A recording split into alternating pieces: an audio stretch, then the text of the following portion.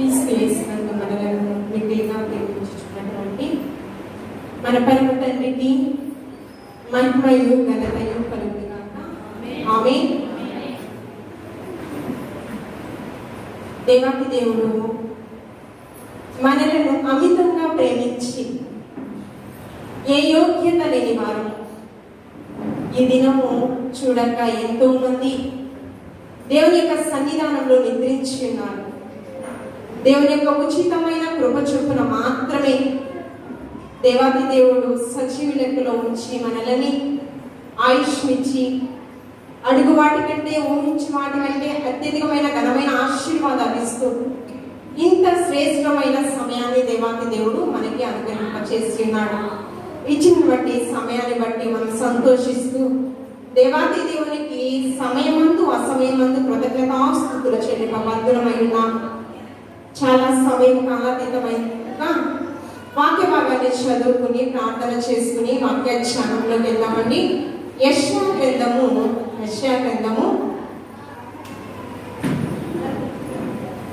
గ్రంథము ప్రవక్త అయినటువంటి యెషయా గారి చేత పరిశుద్ధాత్మ దేవుడు బయలుపరిచినటువంటి వాక్కులు మనం చూసినట్లయితే యెషయా గ్రంథము 40వ అధ్యాయము 9వ వచనం చదువుకుందాము. యెషయా గ్రంథము 40వ అధ్యాయము 9వ వచనం తీసిన వారు చదవండి. సీయోను సువార్త ప్రకటించుచున్నదానా, ఉన్నత పర్వతము కెక్కుము, యెరూషలేమా సువార్త ప్రకటించుచున్నదానా బలముగా ప్రకటింపుము, భయపడక బహు ధైర్యముగా ప్రకటింపుము. ప్రార్థన చేసుకుని వాక్య ధ్యానంలోకి వెళ్దాము. సర్వ సృష్టికి ఆధారభూతుడా, సకల ఆశీర్వాదములకు కారణభూతుడైనటువంటి మా ప్రియ పరలోకపు తండ్రి, ఘనమైన యేసురాజా, మీ బంగారు పాదముకు వేలాది వందనాలు ప్రభువా. నీకు స్తోత్రము. నీ వాక్యమును మేము ధ్యానించలేడగా ప్రభువా, పరిశుద్ధాత్మ దేవా, నన్ను మరుగుపరిచి నాలో మీరు ఉండి మాట్లాడండి. వినగల చెవులను గ్రహించే మనసును ప్రతి ఒక్క బిడ్డకి దయచేయండి ప్రభువా. వాక్యముతో ప్రతిదినం ఉదక స్నానం చేయబడుచు ప్రభువా, నీ రాకడ సమయంలో సిద్ధపడే వరుసలో ప్రతి ఒక్క బిడ్డని మీరు ఆయుధపరచమని క్రీస్తు పరిశుద్ధ నామములో అడిగి వేడుకుని ప్రార్థించుచున్నాము తండ్రి. ఆమేన్. చదువుకున్నటువంటి వాక్య భాగములో పరిశుద్ధాత్మ దేవుడు సియోను అంటే మనం చూసినప్పుడు దేవుని యొక్క పురము అని, యెరూషలేము అంటే దేవుని యొక్క మందిరము. మనం చూసినప్పుడు పాత నిబంధన కాలంలో యెరూషలేము దేవాలయము జ్ఞాని అయిన సొలొమోను గారి చేత నిర్మించబడింది. ఆ దేవాలయాన్ని నెబుకద్నెజరు దాన్ని కూల్చివేయడం జరిగింది. రెండవసారి నూతన నిబంధనలో మనం చూసినప్పుడు మరి ఒక పర్యాయం యూదుల ద్వారా యెరూషలేము మందిరము కూల్చివేయబడడం జరిగింది. లూకాసు సువార్త 21వ అధ్యాయం 6వ వచనం. ఇప్పుడు నూతన యెరూషలేము స్థాపించబడచ్చు అన్నది. ఆ నూతన యెరూషలేములో మాస్టర్ గారు చెప్పారు, వధువు సంఘముగా ఒక ప్రత్యేకమైన ఆధిక్యతను మనకి దేవాది దేవుడు ఇచ్చిన్నాడు. ఈ వధువు సంఘములో స్త్రీ పురుషుడు భేదాభిప్రాయం ఏమీ లేదు. అందరము కూడా క్రీస్తు శరీరములో అవయవాలమై ఉన్నాం. ఈ యొక్క 3వ యెరూషలేము నిర్మించబడచ్చు అన్నది. దానికి అమెరికా అధ్యక్షుడు ట్రంప్ కూడా మరి శాసనాన్ని అమలుపరచడం అనేది జరిగింది. ఆ నూతన యెరూషలేము కొరకు ఇజ్రాయేలు ప్రజలు ఫరో బానిసత్వంలో 400 సంవత్సరాలు ఉన్నారు కదా. ఒక నమ్మకమైన పనివాడిని ఎంచుకుని 430 సంవత్సరాల తర్వాత వారిని బానిసత్వం నుంచి వినిపించి కానాను దేశానికి నడిపించారు. అయితే మరి సహకారులుగా మోషే తర్వాత యెహోషువ, కాలేబులు ఉన్నారు. ఆధిక్యతను వారికి ఇవ్వడం అనేది జరిగింది. అయితే బానిసత్వం నుంచి విడిపించిన దేవాది దేవుడు ఆ నూతన యెరూషలేములోకి చేర్చడానికి నిన్ను నన్ను సమర్థుడు అని ఎవరిని ఎలుగెత్తి చెప్పమంటున్నాడంటే ఇజ్రాయేలు ప్రజలను, యూదా ప్రజలను ఎలుగెత్తి ప్రకటించమంటున్నాడు.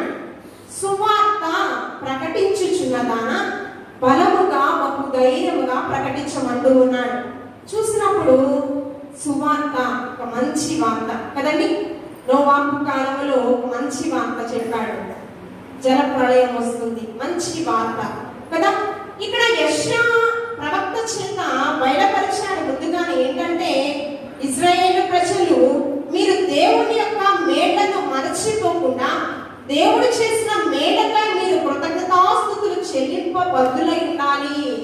అనేక మంది విగ్రహారాధనలో బయలుదేవతల ఆరాధన చేస్తూ నిజ దేవుణ్ణి మర్చిపోయి మీరు జీవిస్తూ ఉన్నారు కదా. మీరు దేవుని ఎదుట నుంచి అనేకమైన ఆశీర్వాదాలు పొంది ఉన్నారు. మరి వారిని చూసినప్పుడు కనాను దేశానికి నడిపించే మార్గమందు 10 తెగుళ్ళు ఐగుప్తుల మీద దేవాది దేవుని యొక్క ఉగ్రత రావడం జరిగింది. ఆ ఉగ్రత దినమందు ఇశ్రాయేలు ప్రజలందరూ కూడా చాలా క్షేమకరంగా దేవుని యొక్క నిత్య కాపుదలలో సురక్షితంగా ఉన్నారు కదా. ఇప్పుడు మనం చూస్తున్నప్పుడు ఆ నూతన యెరూషలేము ఒకటి స్థాపించబడుతుంది. ఆ నూతన యెరూషలేములో మనమే కాదు, భూమి మీద నివసించే ప్రతి ఒక్క మనిషి కూడా అక్కడ ఉండాలి.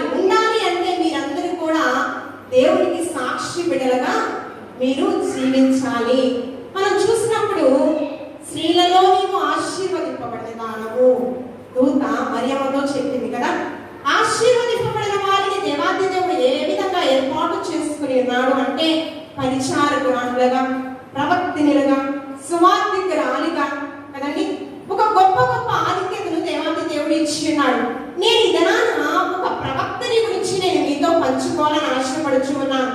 చూసినప్పుడు పరిశుద్ధ గ్రంథములో దేవాది దేవుడు స్త్రీలకు ప్రవక్తనిగా ఒక గొప్ప ఆధిక్యతను ఇచ్చాడు. ప్రారంభంలోనే మిరియాము, దెబోరా, అవిధేయురాలైనా కూడా నోమ్య, తర్వాత యెషయా వైఫ్ తన భార్య కూడా ఒక ప్రవక్తనే, తర్వాత అన్న హుల్దా ప్రవక్త. నేను ఈ దినాన హుల్దా ప్రవక్తని గురించి మీకు చెప్పాలని ఆశపడుచు ఉన్నాను. హుల్దా ప్రవక్త, హుల్దా అనే పేరు ఏంటంటే ముంగీస్ అని అర్థము. మరి తన భర్త గారి పేరు మనం ఆలోచన చేసినట్లయితే షల్లూము, ప్రతిదండన చేయవాడు. ఇక్కడ వీరి గురించి ప్రస్తావించే ముందు అసలు ప్రవక్తని అంటే ఏంటి? దేవునికి మనిషికి ఒక మధ్యవర్తి, వారధిగా నిలిచినటువంటి వ్యక్తి. మరి తన బిడ్డల పైన చేసేటటువంటి కార్యక్రమాలు, సూచక క్రియలు ముందుగానే తన యొక్క కుమారుడి ద్వారా బయలుపరిచి ఇశ్రాయేలు ప్రజలకు ఆ యొక్క వర్తమానము తెలియపరిచేటువంటి పరిస్థితి. ఆ దినాలలో ప్రవక్తలను ఏర్పాటు చేసుకున్నాడు. సువార్తికులను, యాజకులను, గొప్ప గొప్ప సైనికులను, సేవకులను ఏర్పాటు చేసుకోవడం జరిగింది. ఇక్కడ మనం చూస్తున్నప్పుడు స్త్రీల రిట్రీట్ ప్రవక్తని, ఈ ప్రవక్తని మధ్యవర్తిగా దేవాది దేవుడు ఏర్పాటు చేసుకున్నటువంటి ఈమెకి ఒక గొప్ప ఆధిక్యత ఇచ్చాడు. మనం చూస్తూ ఉన్నప్పుడు ప్రవచనం నెరవేర్పు, మరి దేవుని యొక్క హృదయాన్ని గెలుచుకున్నటువంటి మరి దావీదు మహారాజు కూడా ఏమని మాట్లాడుతున్నారు? ప్రకటించు స్త్రీలు గొప్ప సమూహం వలె ఉన్నారు అని కీర్తన గ్రంథం 65:11 ఈ దావీదుగానే ఒక ప్రత్యేకమైన, నేను యెహోవా మీద కొత్త కీర్తన పాడుచున్నాను. ఆ పాట ఏమిటంటే రక్షణ గురించి నేను ప్రకటించేటటువంటి పాట. మనము చూసినట్లయితే కీర్తన గ్రంథం, ఇదే కీర్తన గ్రంథము చూడండి 40:9, నా పెదవులు మూసుకొనుక నేను నీతి సువార్తను నేను ప్రకటించుచున్నాను. ప్రకటించుచున్నాను? నీతి సువార్తను, రక్షణ సువార్తను గురించి నేను పాట పాడుచు ఉన్నానని ఇదే కీర్తనాకారుడు ప్రకటించు స్త్రీలు గొప్ప సమూహం వలె ప్రారంభంలోనే ప్రవచనము, ఆ ప్రవచనం నెరవేర్పు ప్రారంభం నుంచి కూడా నెరవేర్చబడుతూ ఉన్నది.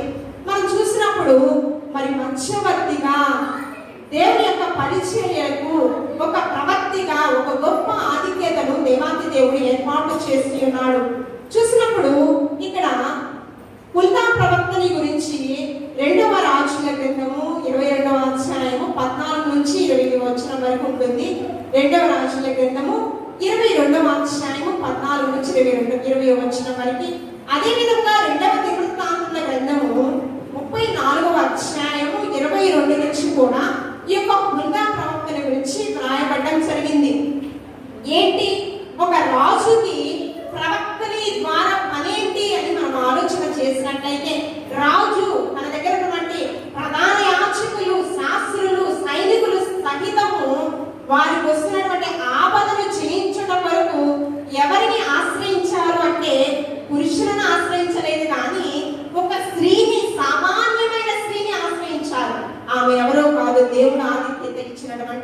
హుల్లా ప్రవక్తని. ఇక్కడ చూడండి, ఈ యొక్క 22వ అధ్యాయం 14 నుంచి 22వ వచనం వరకు మనం చూసినట్లయితే, ఈ యొక్క రాజు ఆ సమయంలో ఇశ్రాయేలు ప్రజలకు రాజుగా ఎవరున్నారంటే యోషియా అనేటటువంటి వ్యక్తి ఉన్నాడు. యోషియా 8 సంవత్సరాలకే రాజ్యాధికారాన్ని చేపట్టడం జరిగింది. అయితే తన పితరుల స్టోరీ ఒకసారి మనం ధ్యానం చేసినట్లయితే, కొద్ది నిమిషాలు తన పితరులు చూసినట్లయితే హిజ్కియా రాజ్యపాలన ఏ విధంగా ఉంది అంటే, దేవుని దృష్టికి యథార్థవంతుడిగా, దేవుని యొక్క చిత్తానుసారంగా, దేవుని యొక్క సంకల్పాన్ని నెరవేర్చడానికి ఒక బలమైన సాధనంగా హిజ్కియా వాడబడము జరిగింది. శత్రు రాజ్యం నుంచి రాజ్యాన్ని కాపాడాడు. ఎవరికి కూడా ఏ కష్టం ఉన్నా కూడా నేనున్నాననే భరోసా ఇచ్చాడు. ఇంకా చెప్పాలి అంటే ఆయనకి శరీర రూపత మరణ సమయం ఆసన్నమైనప్పుడు ఆయన చేసినటువంటి మూలుగులతో కూడినటువంటి ఆ విజ్ఞాపనే, ప్రభువా నీ దృష్టికి నేను ఎట్టి యథార్థవంతుడిగా జీవించానో, నీ సంకల్పాన్ని నెరవేర్చడం నేను ఏ విధంగా ప్రయాసపడ్డానో నీకు తెలియదా ప్రభువా అని దేవునికి విజ్ఞాపన చేసిన పరిస్థితి. దేవుని ఎదుటి నుంచి గోచరడిన తరువాత హిజ్కియా ఆయుష్ ఎన్ని సంవత్సరాలు పొడిగింపబడిందండి? 15 సంవత్సరాలు ఆయన ఆయుష్ పొడిగింపడం జరిగింది. హిజ్కియా అయితే రాజ్యాధికారాన్ని ఇశ్రాయేలు ప్రజలకు రాజుగా పడినప్పుడు చక్కగా రాజ్యపాలన చేయడం అనేది జరిగింది. తరువాత మనిషి తన యొక్క కుమారుడు వచ్చాడు. ఇతను రమారమి ఎన్ని సంవత్సరాలు రాజ్య పరిపాలన చేశాడు అంటే 55 సంవత్సరాలు రాజ్య పరిపాలన చేశాడు. ఇతడు ఎలా రాజ్య పరిపాలన చేశాడు అంటే, విగ్రహారాధన ప్రేరేపించాడు, బయలు దేవతలను ఆరాధన చేశాడు, నిజ దేవతని మరిచి వేరొక దేవతను బయలు దేవతను ఆరాధించేటటువంటి ఒక ఆజ్ఞ కూడా జారీ చేయడం అనేది జరిగింది. దేవుని యొక్క మందిరాన్ని అపవిత్రపరిచేటటువంటి ప్రతిదీ కూడా ఆజ్ఞలు, శాసనాలు అమలుపరచడం అనేది మనిషే చేయడం అనేది జరిగింది. ఆ దినంలో తండ్రి దేవాది దేవుడు చాలా హృదయంలో నొచ్చుకున్న పరిస్థితి కూడా కనిపిస్తూ ఉంది. ఇతడు ఎన్ని సంవత్సరాలు రాజ్య పరిపాలన చేశాడు అంటే 55 సంవత్సరాలు రాజ్య పరిపాలన చేశాడు. తర్వాత మనం చూసినప్పుడు తన యొక్క కుమారుడు ఆమోను, ఇతడు కూడా మరి తండ్రికి తగ్గ కుమారుడు లాగే దేవునికి అవిధేయుడుగా, ఇతను కూడా ఆజ్ఞలను అతిక్రమించి మరి శాసనాలను మరచి మరి రాజ్యాధికారాన్ని దుర్వినియోగపరుచుకుంటూ తనను తాను అతిశయించుకుంటూ దేవుని యొక్క సంకల్పాన్ని పాడు చేయడానికి ఏమాత్రము వెనుకాడలేదు ఆమోను. దానికి ప్రతిఫలము దేవుని యొక్క ఉగ్రతను ఏ విధంగా పొందుకున్నారు అంటే, సొంత సైనికులే కుట్ర పన్ని ఆయనను చంపివేయడం అనేది జరిగింది.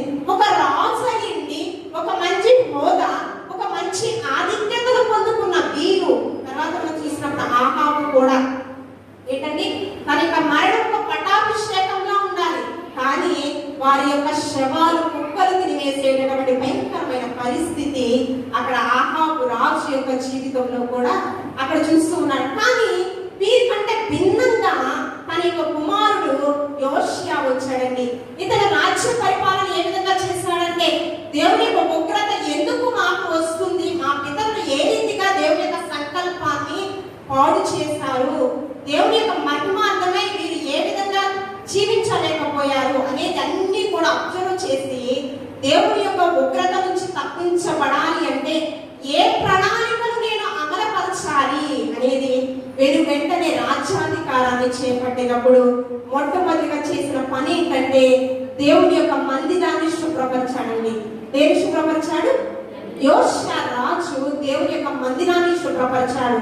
దేవుని యొక్క మందస్థాన్ని పాడు చేయడానికి ఏమాత్రము వెనకాడలేదు. దేవుని యొక్క సన్నిధిని నుంచి దూరపరచబడడానికి వీరు శతవిధాల ప్రయత్నించిన పరిస్థితి అక్కడ కనిపిస్తుంది. అంటే దేవుని యొక్క ఉగ్రతను పొందుకోవడానికి మరి చాలా అద్భుతంగా ప్రయాసపడుతున్నట్టు అక్కడ కనిపిస్తూ ఉన్నది. కానీ యోషియా మాత్రము ఉగ్రత నుంచి తప్పించబడాలి అని దేవుని యొక్క మందిరాన్ని మొట్టమొదటిగా శుభ్రపరిచి, దేవుని యొక్క బలిపీఠాన్ని అక్కడ నిర్మించి, తర్వాత అక్కడ నిర్మించే ప్రక్రియలో ఆ సేవ చేసేటటువంటి వ్యక్తులు, ఒక వ్యక్తిని ప్రధాన యాజకులను హిల్కీయాను ఏర్పాటు చేసుకుని ఉన్నాడు. తర్వాత సైనికుడు షాఫాను అనేటటువంటి వ్యక్తి చేసుకున్న పరిస్థితి అక్కడ కనిపిస్తుంది. వీరు కూడా మందిరాన్ని శుభ్రపరిచే ప్రక్రియలో మోషే ద్వారా ఇవ్వబడినటువంటి 10 ఆజ్ఞలు, ధర్మశాస్త్రము ఎవరికి దొరికిందండి? ఇక్కడ మనం చూసినప్పుడు హిల్కియా అనేటటువంటి ప్రధాన యాజకుడికి ధర్మశాస్త్రము దొరకడం అనేది జరిగింది. ఇది పరిశుద్ధమైనది. వెంటనే ఏం చేశాడు? ఆ సైనికుడు అనేటువంటి షాఫానుకి ఇచ్చి, నీవు తీసుకుని వెళ్ళి యోషాకి రాజుగారికి అందచేయి అని చెప్పినప్పుడు అది చదువుతున్నప్పుడు చాలా హృదయంలో భయము, వేదన కలుగుచున్నది. ఎందుకంటే వారి పైన వస్తున్నటువంటి పితరులు చేసినటువంటి పాపములకి వారి దేవాది దేవుడు ఏ విధంగా ఉగ్రత రాబోచున్నది అనేది చాలా స్పష్టంగా అక్కడ రాయబడి ఉన్నది. వారు విగ్రహారాధన ప్రేరేపించారు, నిజ దేవుణ్ణి మర్చిపోయారు, దేవుని యొక్క మందిరాన్ని పాడు చేశారు, బయలుదేవతలను ఆరాధన చేశారు. భయంకరమైన పాపాలు, ఆజ్ఞలు, 10 ఆజ్ఞలకు విరుద్ధంగా వారు జీవించిన పరిస్థితి అక్కడ క్షుణ్ణంగా రాయబడి ఉన్నాయి. ఎందుకంటే యోషియా మగ వ్యక్తులను ఆశ్రయించండి అని చెప్పల. రాజు దగ్గరికి శాస్త్రి వచ్చాడు. ఈ శాస్త్రి షాఫాను వచ్చినప్పుడు ఆ ధర్మశాస్త్రాన్ని చూసి చాలా భయపడినప్పుడు ఈ పెద్ద పెద్ద వ్యక్తులను ఆశ్రయించలేదు. ఎవరిని ఆశ్రయించాడంటే సామాన్యమైనటువంటి ఒక స్త్రీని. దేవాది దేవుడు గొప్ప ఆధిక్యత ఇచ్చినటువంటి ఎందుకు మనం రాజు కదా, ఒక స్త్రీని మనం ఆశ్రయించడం ఏంటి అనుకోలేదు. కానీ ఆమెను గౌరవించాడు.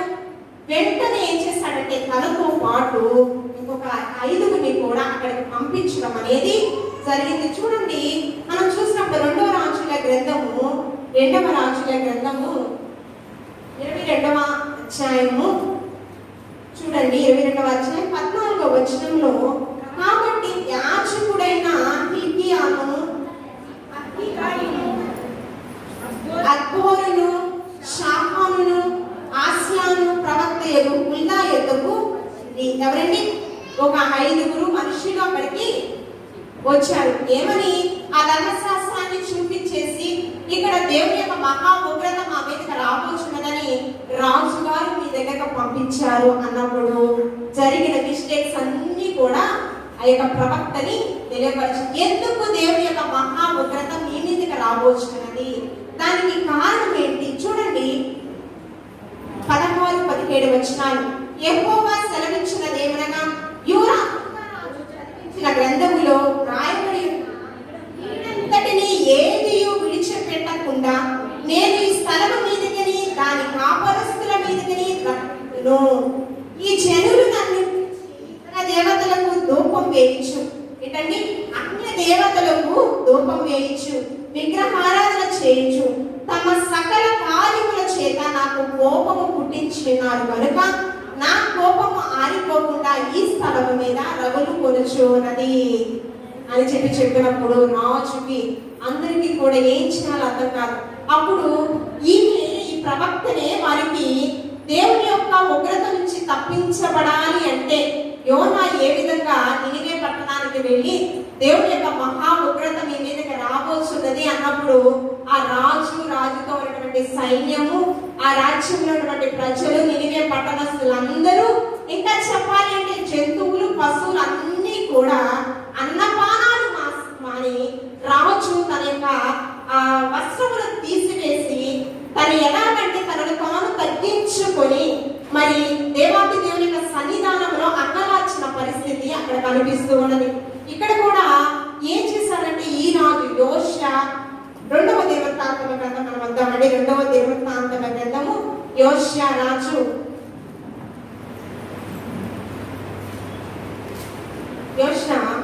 2వ దినవృత్తాంతముల గ్రంథము 34వ అధ్యాయము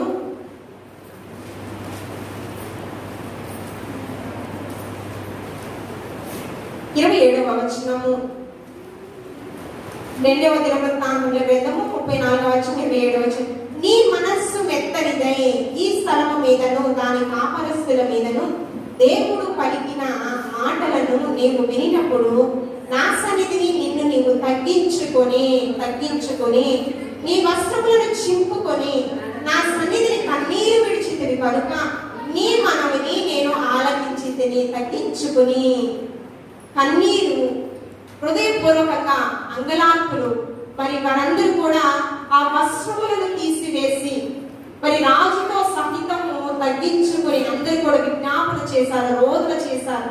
ఇక్కడ మనం చూస్తున్నప్పుడు ఈ యొక్క రాజు యొక్క మరణం ఏ విధంగా ఉంది అని చెప్పి మాట్లాడుచూ ఉన్నారంటే 28వ వచనము, మీ పితరుల మీద అయితే దేవుని యొక్క మహాముగ్రత వచ్చింది కానీ నీవు పశ్చాత్తాపంతో ప్రభు పాదాల చెంత నీవు విజ్ఞాపన చేశావు కనుక చూడండి నీ మరణం అనేది ఏ విధంగా ఉంది అనేది చూడండి 28వ వచనం, నేను నీ పితరుల యొక్క నిన్ను చేర్చుదును, నెమ్మది గలవాడవై నీవు నీ సమాధిలోనికి చేర్చబడదు. ఎలాగండి?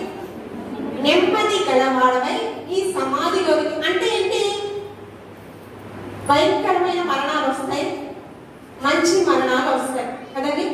ఇప్పుడు భయంకరమైన మరణాలు మనం చూసినప్పుడు ఈ యొక్క కోవిడ్ లో మనం ఆలోచన చేసినట్లయితే మన కాలనీ వాసులు ఎప్పుడు చనిపోయారో కూడా మనకు తెలియట్లేదు. చనిపోయిన మాకైతే 20 రోజుల తర్వాత ఆంటీ గారు, మా ఇంటికి వెనకాల నీళ్ళు రెడ్ ఆంటీ అంటాము, ఆంటీ గారు వాళ్ళ కుమారుడు అమ్మ ఎలా ఉన్నారంటే అమ్మ చనిపోయారు.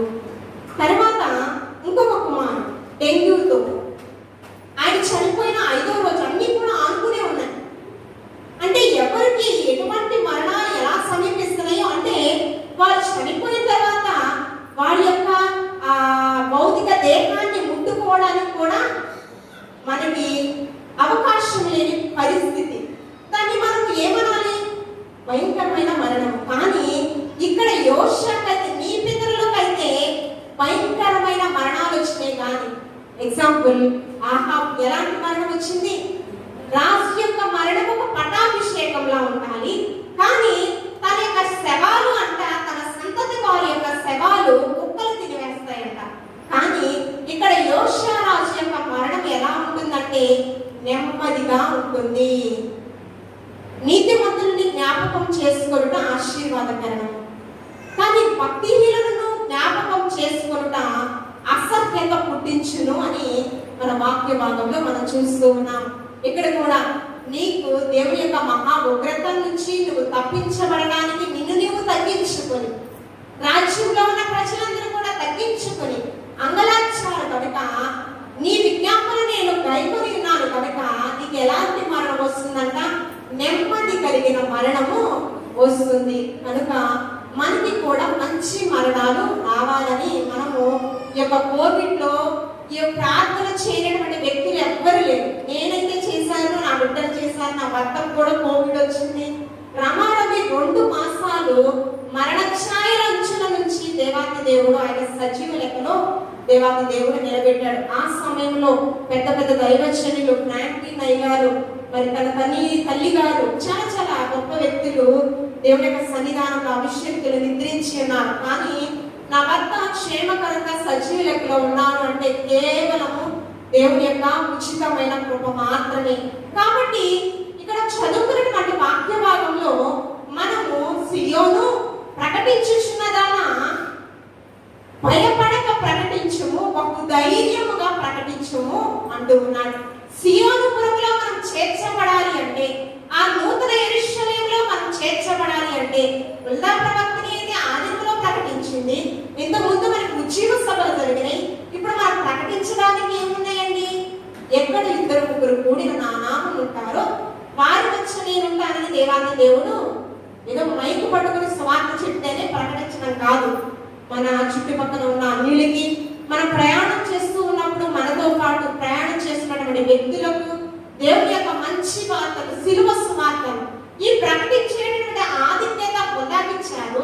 పుల్దా నుంచి మనం నేర్చుకోవాల్సిన విషయాలు ఏమిటంటే, పుల్దా దేవునితో సహవాసం చేసినటువంటి వ్యక్తి, దేవునితో మాట్లాడుచున్నటువంటి వ్యక్తి, ఒక వారధిగా నిలిచినటువంటి వ్యక్తి. దేవునికి మనకి మధ్యవర్తిగా మనం ఉండాలి, ప్రజలకు మన మధ్యవర్తిగా మనం ఉండాలి అంటే మనం ఏ రీతిగా ఉండాలి అంటే ప్రతిదినము దేవునితో మాట్లాడాలి. నీళ్లు కుమ్మరించినట్లు కన్నీటితో దేవుని యొక్క పాదాలను మనం కడగాలి. వాక్యముతో దేవాది దేవుడు ప్రతిదినము సమయముతో అసమయముతో మనతో మాట్లాడుటకు ఆయన సిద్ధంగా ఉన్నాడు. పుల్దా దేవునితో మాట్లాడుతుంది, అన్న దేవునితో అంటుకట్టబడిన జీవితం కలిగి ఉంది. అందుకనే సంవత్సరాలు దేవుని యొక్క సన్నిధానంలో అన్నపానములు మాని ఉపవాస ప్రార్థనలతో రోదన చేస్తూ దేవుని యొక్క సన్నిధానంలో ఆమె నిలిచింది. ఆ వ్యక్తులను మనం జ్ఞాపకం చేసుకుంటున్నామంటే ఆ వ్యక్తి అడుగు చాడల్లో మనం నడవాలని దేవాది దేవుని యొక్క ప్రణాళికలో మనం ఉండాలని దేవాది దేవుడు ఆశపడుతూ ఉన్నాడు. మొట్టమొదటిగా మనం చూసినప్పుడు దేవుడితో దేవుడితో సహవాసం చేసినటువంటి వ్యక్తిగా పుల్లా జీవితం నుంచి మనం నేర్చుకోవచ్చు. రెండవదిగా మనం చూసినట్లయితే పుల్లా ఒక ధైర్యం కలిగినటువంటి, ఒక తెగింపు కలిగినటువంటి వ్యక్తిగా కనిపిస్తూ ఉన్నది. రాజుకు కూడా స్పష్టంగా మీకు దేవుని యొక్క మహా ఉగ్రత ఎందుకు రాబోతుందో కారణం చెప్పి, దేవుని యొక్క ఉగ్రత నుంచి తప్పించబడాలి అంటే దానికి కాదు కూడా ఆమె చెప్తుంది. ఎంత ధైర్యం కావాలంటే ఒక రాజుకి చెప్పాలి అంటే ఆ మాటలు ఎంత ధైర్యంగా ఉండాలి. మనం దేవుని యొక్క మాటలు ప్రకటించాలి అంటే, చెప్పాలి అంటే భయపడక జడియక నిబ్బరము కలిగి ధైర్యంగా ముందుకు సాగిపోవాలి కదండి. మనకి ఈ జీవితాన్ని ఇచ్చింది మన అసలైన వరుడు లోకరక్షకుడైన యేసుక్రీస్తు ప్రభువారు. ఆయన సిలువ మరణ పునరుద్ధానం ద్వారా నీ నా పాపములను విమోచించి మనల్ని పరిశుద్ధులనుగా మరి వధువు సంఘముగా మనల్ని ఏర్పాటు చేసుకుని ఉన్నాడు. మనం ధైర్యంగా దేవుని యొక్క మాటలను మనము ప్రకటించాలి. మూడవదిగా ఈమె దేవుని యొక్క సంకల్పానుసారంగా జీవించినటువంటి వ్యక్తి కనుకనే ఈమె కొనియాడబడుచున్నటువంటి వ్యక్తి. ఆమె గురించి ఆమె వల్లే మనం జీవించాలి అనుకుంటున్నామంటే, మాట్లాడుతూ ఉన్నామంటే దానికి కారణం ఏంటండి? యజమానిలాగా మనం ఉండకూడదు అంటున్నాము. ఇక్కడ పుల్లా వల్లే మనం జీవించాలి అంటే కొనియాడబడుతున్నట్టే కదా. అందము మోసకరము, సౌందర్యము వ్యర్థము, యెహోవా యందు భయభక్తులు కలిగిన స్త్రీ కొనియాడబడును. కాబట్టి భయము భక్తి అనేది మన జీవితంలో ఉంటే మనల్ని దేవాది దేవుడు ఒక ఉన్నత స్థితిలో తెచ్చుకోవడానికి ఆయన సిద్ధముగా ఉన్నాడు. కాబట్టి మనం చూసినప్పుడు ఈ యొక్క సువార్తను ప్రకటించడానికి ఆస్ట్రేలియా ఆ దేశం నుంచి ఒరిస్సా పట్టణానికి ఒక కుటుంబం వచ్చింది. వారెవరంటే గ్రామ స్టేయర్, తర్వాత గ్లాడీ స్టేయర్. ఆ దంపతులు ఇరువురు కూడా ఇద్దరు బిడ్డలు ఉన్నారు. ఎవరు? తిమోతి, ఫిలిప్పు. తన యొక్క భర్త గారిని తన ఇరువురు బిడ్డల్ని సజీవ దహనం చేశారు కదండి. ఆ విలేకరులు వారు మీ భర్తను చంపేశారు కదా, కారులో సజీవ దహనం చేశారు కదా. ఇది 1941లో జనవరి 23వ తేదీన జరిగినటువంటి భయంకరమైన సన్నివేశం. మీకు బాధ కలగడం లేదా? భారతదేశాన్ని మీరు ప్రేమించి మీరు ఈ విధంగా ఈ దేశాన్ని విడిచిపెట్టి అన్ని సదుపాయాలను విడిచిపెట్టి ఇక్కడికి మీరు వచ్చి ఇన్ని బాధ మీరు పడచ్చు. ఇంకా భయంకరంగా చెప్పాలి అంటే నీ కుటుంబాన్ని కూడా నీకు కోల్పోయావు కదా, నీకేం బాధ లేదా అని అడిగినప్పుడు ఆ తల్లి చెప్పినటువంటి మాట ఏంటంటే, మీరు నన్ను ప్రేమించిన నా ఆజ్ఞలు గైకొనాలి, మిమ్మల్ని హింసించే వారిని క్షమించాలి, వారి కొరకు ప్రార్థించాలి. ఏంటండి అది మన మాటల్లోనే చెప్తాం, కానీ ప్రాక్టికల్ గా మన జీవితంలో జరిగింది. అయినా కూడా ఆమె నోటి నుంచి ఆత్మ సంబంధమైన వాక్కులు ఇంకా కూడా ప్రకటిస్తూనే ఉంది. ఆమె వల్లే మనం జీవించాలి కదండి. ఈ లోకంలో ఏది మనకి అక్కడ రాదు. మన కుటుంబం కానీ మనకి ఏవి కూడా మనకి అక్కడికి రాదు. క్రియలు లేని విశ్వాసము వృతము. కాబట్టి మన కుటుంబం కొరకు, మన సంఘము కొరకు, నశించిపోయే వారి కొరకు, దేవుని యొక్క రాజ్యాన్ని స్థాపించడం కొరకు మనం అంగలార్చిన వాస్తవమై ఉన్నాము. మనము ఈ యొక్క భారతదేశము స్వేచ్ఛ భారతదేశంగా మార్చబడాలి అని ముందుగా ఒక వీర వనిత ఝాన్సీ లక్ష్మీబాయి, ఆమె పేరు అసలు మనం చూసినట్లయితే మణికంఠ. ఆమెకి ఝాన్సీ లక్ష్మీబాయి ఎందుకు వచ్చిందంటే పేరు, ఝాన్సీ అనేటువంటి ఒక రాజ్యానికి చెందినటువంటి రాజుని ఆమె వివాహం చేసుకోవడం అనేది జరిగింది. అయితే ఈ యొక్క ఆంగ్లేయుల నుంచి, బ్రిటిష్ బానిసత్వం నుంచి నా భారతదేశాన్ని నేను ఏ విధంగా కాపాడుకోవాలని బాల్య దశ నుంచి ఆమెకు ఒక ప్రేరణ కలుగుతూ ఉన్నది. బాల్య దశలోనే ఆమె రమాలని చూసినప్పుడు చిన్న వయసులోనే తన తల్లి గారు ప్రభు సన్నిధిలో నిద్రించారు. తన తండ్రి గారు ఉన్నారు. ఆ తండ్రి గారు పెంచలేక ఎవరు ఆమెను దత్తత తీసుకున్నారంటే మాగీరామ్ అనేటటువంటి వ్యక్తి మరి అడాప్ట్ చేసుకోవడం అనేది జరిగింది. వారికి కూడా పిల్లలు లేరు. ఆ వ్యక్తి ఒక కుమారుడు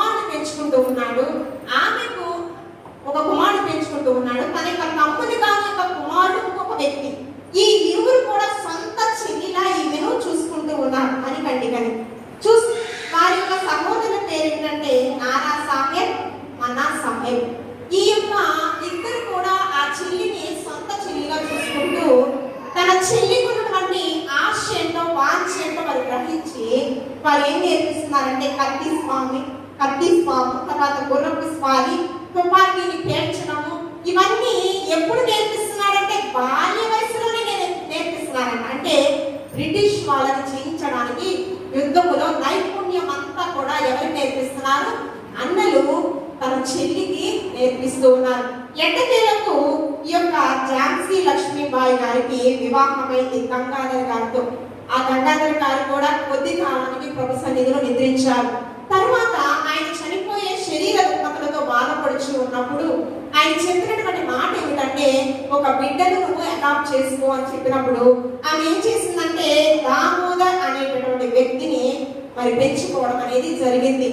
ఈ దామోదర్ అనే వ్యక్తి తనకి కూడా యుద్ధంలో నైపుణ్యత కలిగి ఉండడానికి అన్ని కూడా తనకి ఏ విద్యలు వచ్చినా అన్ని విద్యలు కూడా నేర్పిస్తూ ఉన్నది. ఝాన్సీ లక్ష్మీబాయి ఒక రాజ్యానికి రాణిగా ఉంది కదా. మరి ఈ రాజుకి రాణికి బిడ్డలు పుడితే రాజ్యాధికారాన్ని చేపట్టవచ్చు తన యొక్క కుమారుడు రాజు చనిపోతే. కానీ ఇక్కడ ఏమైందంటే ఇతను దత్తపుత్రుడు, వారిరువురికి రాజు రాణికి పుట్టినటువంటి కుమారుడు కాదు, దత్తపుత్రుడు. ఇక్కడ ఒక ఈ యొక్క ఆంగ్లేయులు వారి యొక్క దానిలో ఉన్నటువంటి శాసనం ఏమిటంటే దత్తపుత్రుడికి రాజ్యాధికారాన్ని చేపట్టే అధికారం అయితే లేదు అని చెప్పినప్పుడు దానికి ఎంతగా ప్రయాసపడాలో ఈ స్త్రీ అంతగా ప్రయాసపడింది తన యొక్క కుమారుడి రాజ్యాధికారం చేపట్టేటప్పుడు. ఇంకా చెప్పాలి అంటే ఒక లాయర్ని ఆశ్రయించి ఒక హైకోర్టుకు కూడా ఆమె వెళ్ళింది, కానీ విజయాన్ని పొందలేకపోయింది.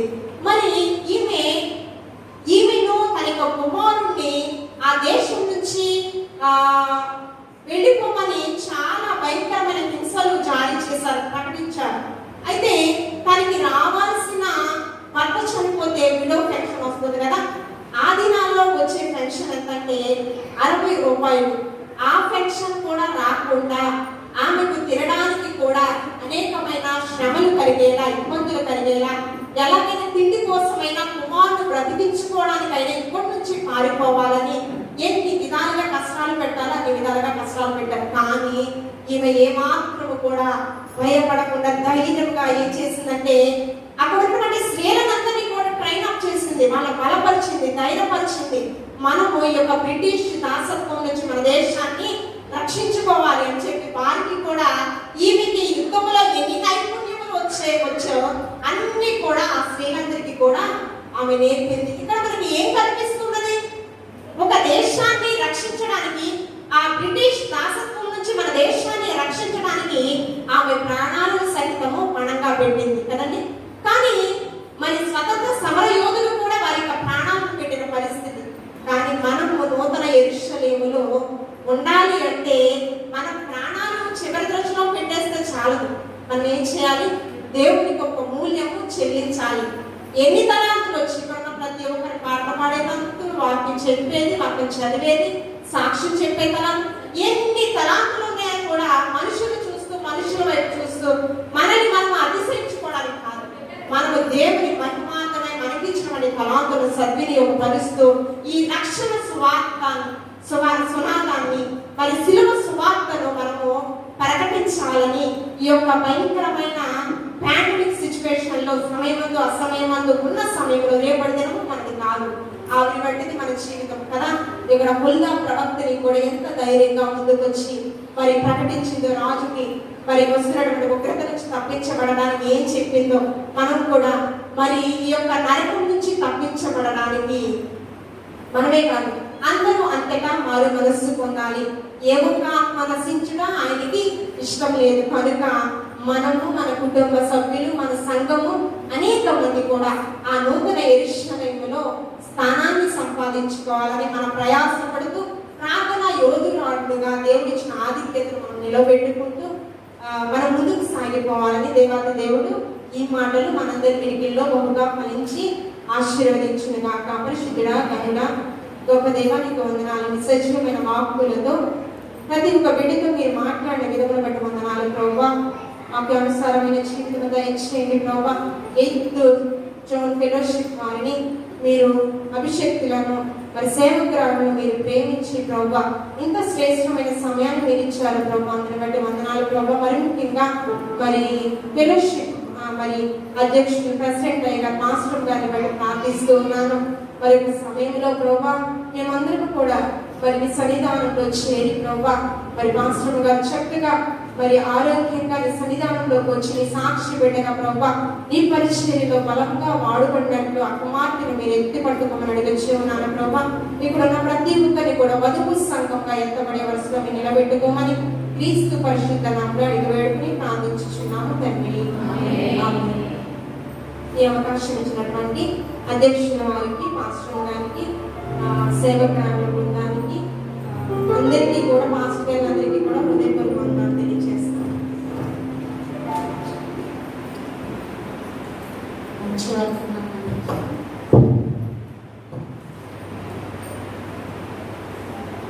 వర్తమానాన్ని ఇచ్చిన రాష్ట్రం గారికి హృదయపూర్వక వందనాలు. అందరికీ కూడా చెప్పబట్టి దేవుని వాక్యం ఎంతో మంచిది. హల్లెలూయా, హల్లెలూయా, హల్లెలూయా. మరి చక్కని ఎంతమందికి అర్థమైందో మరి నాకైతే తెలియదు, కానీ అందరికి అర్థమైంది.